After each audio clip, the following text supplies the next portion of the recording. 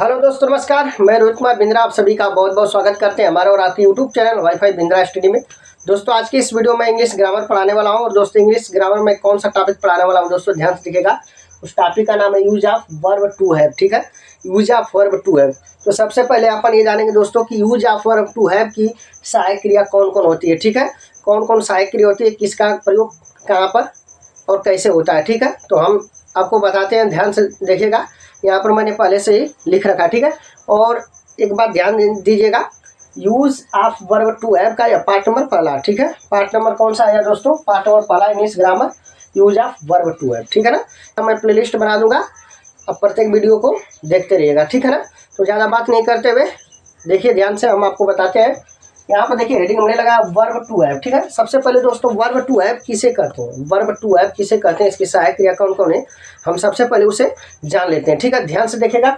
यहाँ हैव होता है, हैड, शैल है, विल है, को ही कहा जाता है वर्ब टू हैव। ठीक है दोस्तों, याद रखिएगा। ठीक है ना, होता है तो हैज हैव का प्रयोग दोस्तों प्रेजेंट टेंस में होता है। ठीक है, कहाँ होता है, प्रेजेंट टेंस में होता है दोस्तों। और विल हैव का प्रयोग दोस्तों फ्यूचर टेंस में किया जाता है दोस्तों, इतनी बात ध्यान देना। ठीक है, और यहाँ पर जो हैड है दोस्तों, हैड का प्रयोग दोस्तों पास्ट टेंस में किया जाता है। ठीक है ना, तो यहाँ पर सब मैंने लिख दिया, ध्यान से देखिए। यहाँ पर मैंने क्या लिखा दोस्तों, हैज कामा हैव, हैड कामा शैल है तथा विल हैव को वर्ब टू हैव कहा जाता है। ठीक है ना, और यहाँ पर देखिए मैंने लिखा है, इससे किसी व्यक्ति या वस्तु पर किसी अन्य व्यक्ति या वस्तु का अधिकार का बोध होता है। समझ में आ रही बात ना। अब आगे देखिए क्या करा, इनमें से हैज तथा हैव का प्रयोग प्रेजेंट टेंस में होता है। आयोग की बात समझ में आ रही होगी। ठीक है, अगला करा हैड का प्रयोग पास्ट टेंस में होता है, मैंने बता दिया अभी।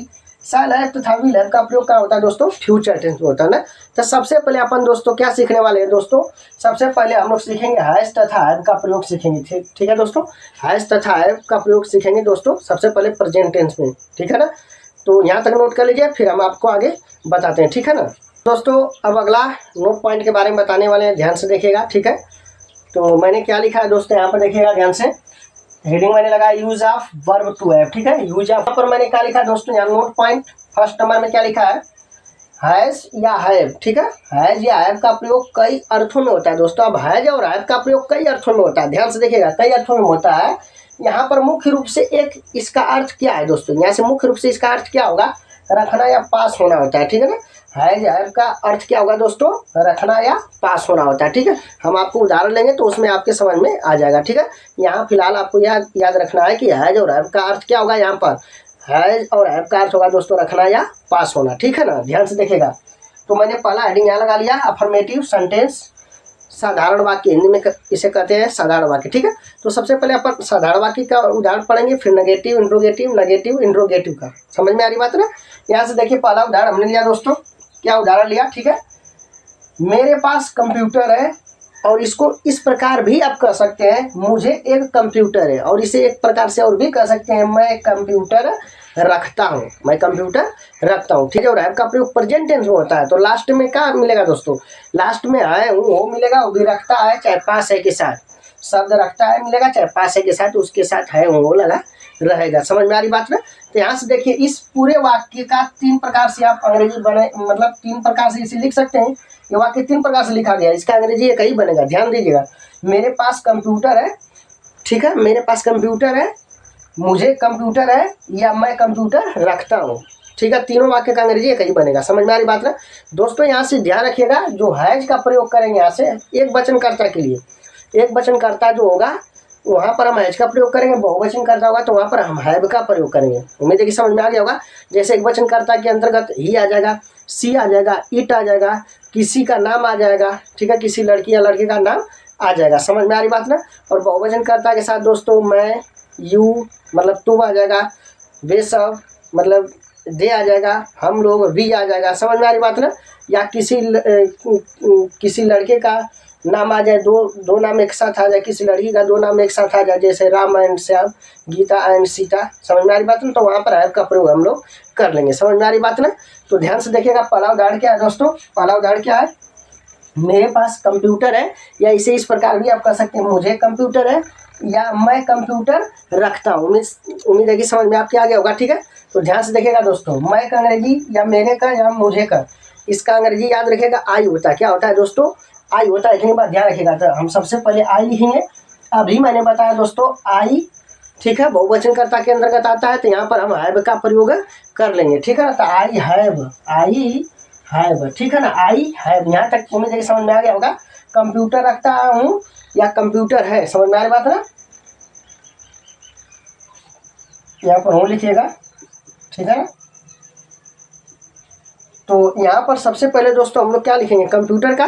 देखो, रखना या पास होना अंग्रेजी हो गया है माने रखना या पास होता है, समझ में आ रही बात है ना। I have computer, a computer, COMPUTR computer, last में फुल स्टॉप ना। कंप्यूटर का अंग्रेजी का COMPUTR कंप्यूटर, ठीक है ना।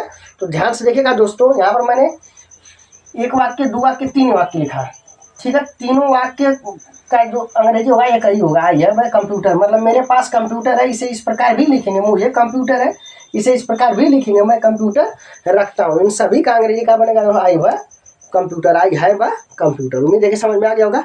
अब दोस्तों उदाहरण नंबर हम दूसरा आपको बताते हैं, ठीक है, ध्यान। हाँ, तो दोस्तों उदाहरण नंबर आप दूसरा देखते हैं, ठीक है, ध्यान से देखिएगा। उदाहरण नंबर दूसरा क्या है दोस्तों, हम लोगों के पास एक घोड़ा है, हम लोगों के पास एक घोड़ा है, ठीक है ना।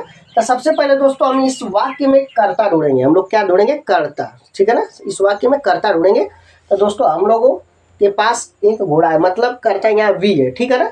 तो यहाँ कर्ता बहुवचन, तो वी, फिर इसके बाद हैव का प्रयोग करेंगे, तो वी हैव, ठीक है ना, हैव, ठीक है ना।